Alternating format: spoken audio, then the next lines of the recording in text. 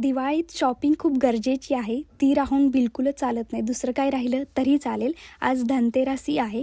काल जी मी भरणी दाखवली होती ना, तीच आम्ही धुवायला काढली होती. म्हटलं व्यवस्थित धुवून वाळवून घेऊया, म्हणजे त्याच्यामध्ये मसाला वगैरे भरता येईल. त्यानंतर मी म्हटलं की भांड्याचं कपाटही व्यवस्थित पुसून घेऊया. भरण्या ज्या होत्या, मोठे डबे ते सगळं आवरूया म्हटलं, सोबतच सगळं पुसूनही घेऊया.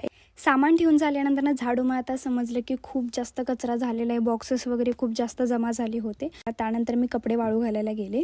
तर आज धनतेरस असल्यामुळेच मग म्हटलं की चला आपण झाडू धने वगैरे सगळं घ्यायला जाऊया. आज तुम्हाला मी एक हेअरस्टाईल दाखवते. नॉर्मल अशी एक पोनी घालून घ्या लूजमध्ये, थोडासा त्याच्यामध्ये गॅप करा आणि बाहेरचे केस आतून अशी ओढायचे आहेत.